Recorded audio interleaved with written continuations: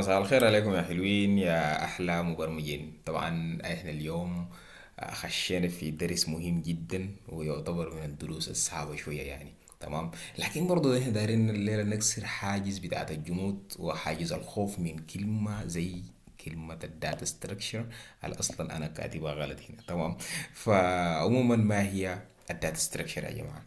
يا جماعة الداتا ستراكشر ده هو ما هو إلا مفهوم كويس. يعني شنو هو طريقة بتاعت اللي هو تنظيم البيانات في الذاكرة. أنا كيف بس أقدر أنظم البيانات في الذاكرة؟ تمام. وطرق تنظيم البيانات دي يا جماعة يا أخي ليها أكتر من نوع كويس. تمام.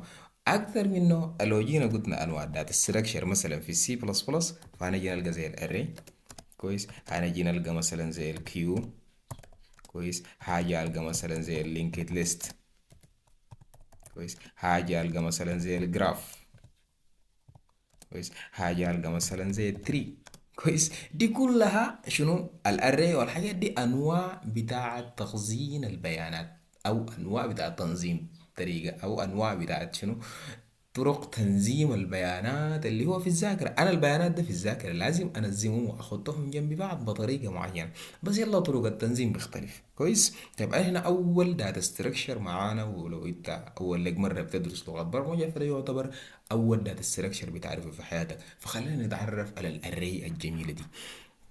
طيب الأري شنو؟ الأري ده ما هي إلا داتا ستراكشر او هيكل من هياكل البيانات بيمكنني انا اقدر اخزن اكتر من قيمه في مكان واحد، اخزن مجموعه من القيم في محل واحد. تمام. نفترض كان انا مثلا عندي اسماء الطلاب. تمام. انت لو بس داير تخزن اسماء طلاب براهم كنت هتعمل شنو؟ كنت هتعمل سترينج اس تي دي مثلا الطالب الاول هتقول والله يا اخي اسمه اللي هو مصعب كويس.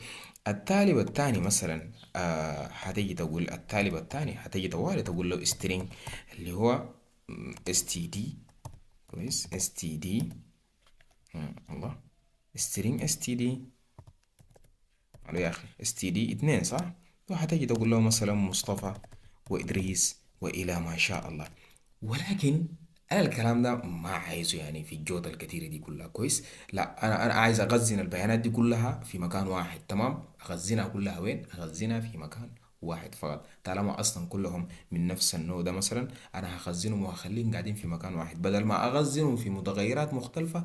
اجي اخزنه في متغير واحد فقط وممكن اجي اسميه شنو students. متغير ممكن اسميه students. تمام. طيب نخزنه في متغير واحد.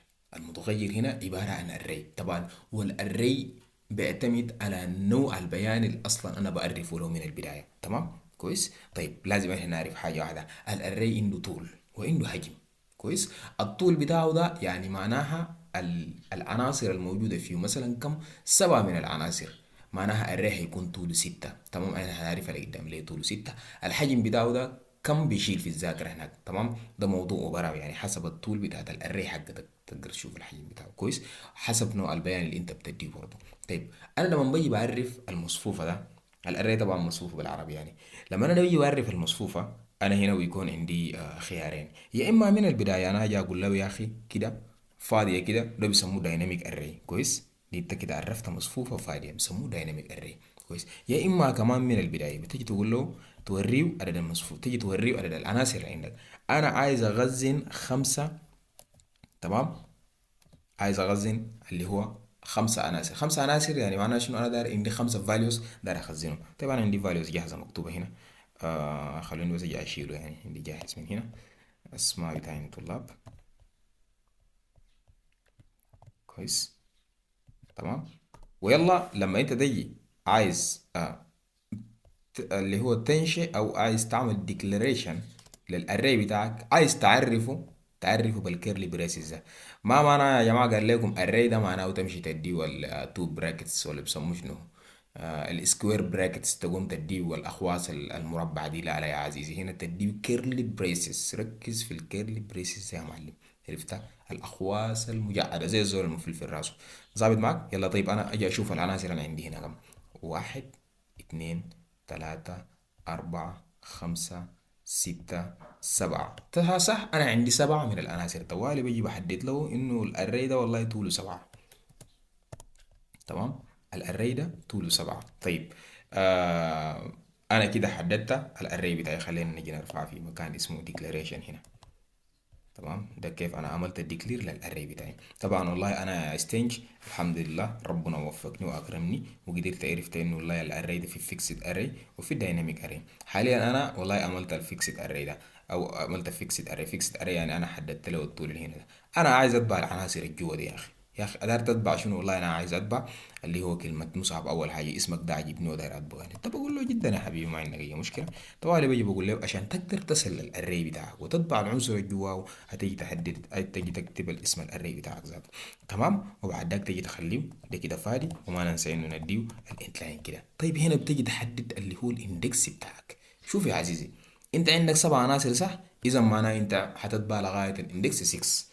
كويس. ليه اندكس 6؟ لان انت عارف هنا مصعب ده اندكس بتاعه زيرو يعني.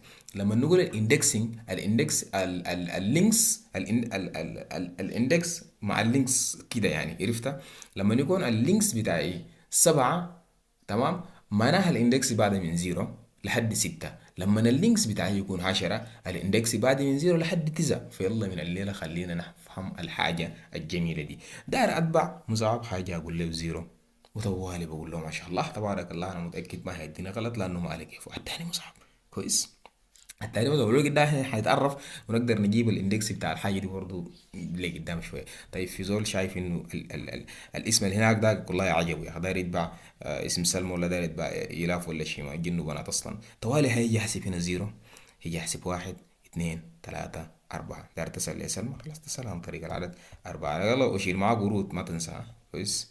شيل معاه قرود، اديها قرود. طبعا يا سلمى داير تشيل تتبع منو؟ تتبع إلاف مثلا. معايا إلاف قاعدة في الرقم 5. طيب خلاص ما في مشكلة. شيل معاه قرود برضه، يلا اديها ما تقصر.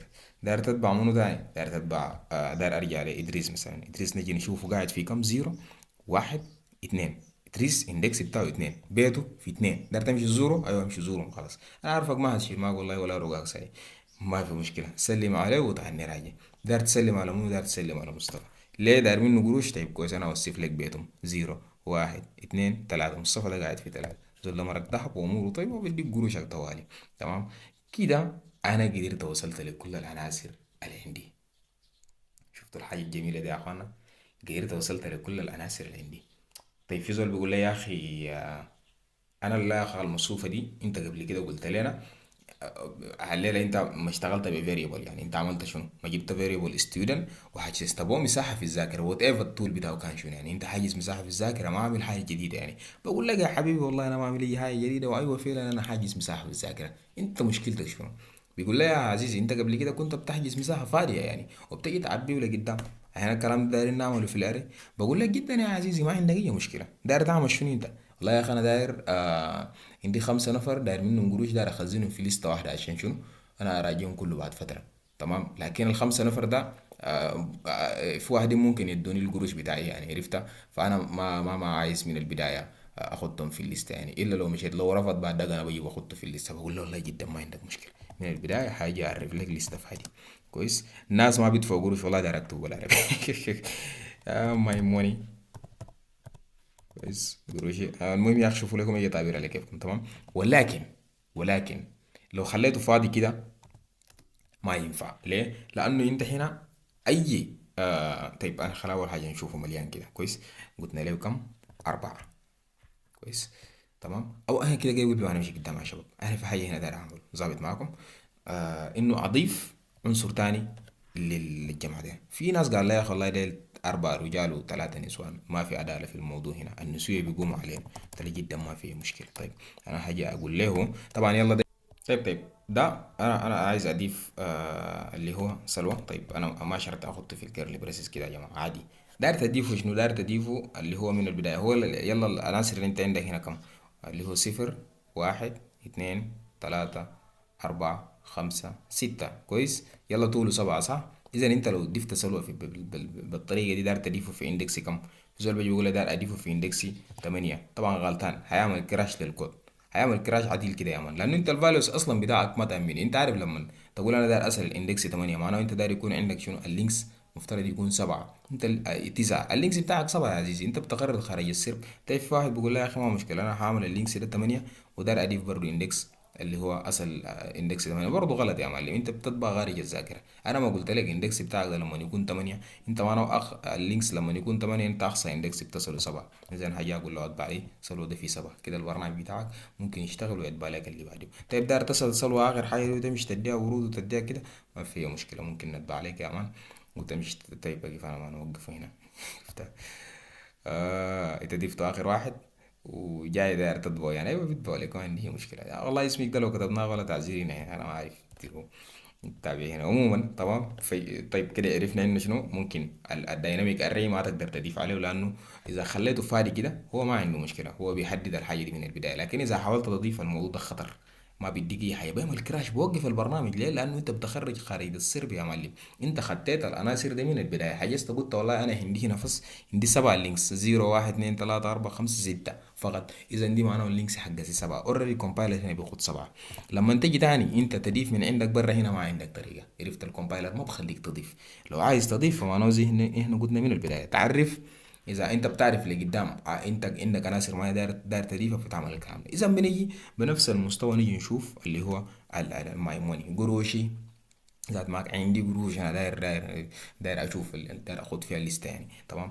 اذا في هنا بنعرف اول حاجه الناس اللي انا داير منهم قروش كم، والله فلان وفلان وفلان يا مصطفى وادريس ما تدوني قروش يا اخي. لا زي ما لكم معي يا عزيزي، انا الليله بلفكم واحد واحد، والليله اللي ما اداني قروش انا بجي بحطه في الباند ليست ده يا زول، انا بحطه والله في القائمه السوداء او البلاك ليست ده. تمام. انت انا بهزر التعاملات معكم تاني لقدام، ماليا ما عندي لكم اي حاجه. اذا طيب اول زول انا مشيت دقيت ابوابهم ده واحد واحد، مشيت لقيت اول واحد كان اسمه اللي هو مصطفى، ما ادري الدين قروشي صح. طبعا بجي بقول له ميموني يا اخي خلينا نكتب بلاك ليست يا اخي، والله تستاهل يا اخي، ما بتدوا الناس قروشهم يا اخي، تستاهل والله يا أخي. طيب ده البلاك ليست ظابط. انا هنا اقول له بلاك ليست. اول زول ما ادري الدين قروشي ما كان اسمه مصطفى صح. طبعا انا بسجلك في البلاك ليست ده يا مصطفى. ماشي الذهب ما دار تدينا حقنا يا مان. كويس. طيب التاني منو هسجله في البلاك ليست كان الرقم 2 صح. الزول التاني ما بنقوله شو ادريس ما يدينا ما دار يدينا حقنا. ممكن ذاته يا اخي. التالت كان منو بلاك ليست نصر الدين ده والله ليه زمان ما دار يدينا قروشي ذاته اصلا، برضه بسجله هنا. بس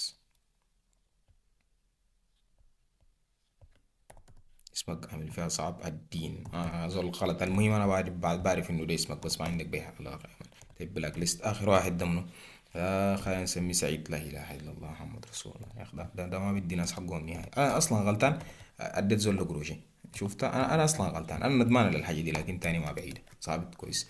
طيب بعد انا اجي دار اجي اشوف انه لا يا اخي السجانين الاربعه ديل ادوني في واحد منهم، او داير اجي اشوف يعني اجي اشوف هم منهم اصلا القاعدين، داير اتبعهم والله واحد واحد واجي اشوفهم صدقوا ولا لا. طيب سي اوت توالي حاجة اتبعه كده.